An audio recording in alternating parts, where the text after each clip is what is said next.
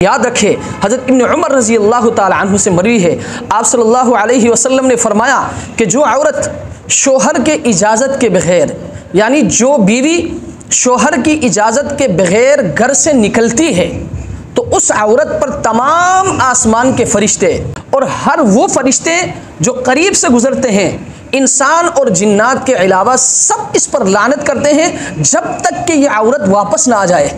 कितनी सख्त वाईद है। क्यों? इसलिए कि अल्लाह तबारक व तआला के हुक्म से शोहर इसका निगहबान है, शोहर हाकिम है।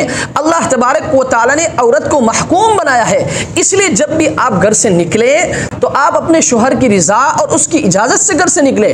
हाँ, अगर शोहर की तरफ से इज़्न आम है, यानी अगर शोहर ने ये इजाज़त दी है कि आप जब चाहे घर से निकल सकती हैं, जिस वक्त चाहे आप घर से निकल सकती हैं, तो याद रखें उस वक्त आप निकल सकती हैं। लेकिन अगर शोहर की तरफ से इजाज़त नहीं है कि आप बाजार नहीं जा सकती, मेरी इजाज़त के बगैर आप रिश्तेदारों के यहाँ नहीं जा सकती, मेरी इजाज़त के बगैर आप अपने पड़ोसियों के घर नहीं जा सकती, मेरी इजाज़त के बगैर, जब तक शोहर ने इजाज़त नहीं दिया है, शोहर की तरफ से इजाज़त नहीं है, तो याद रखें आप घर से नहीं निकल सकती।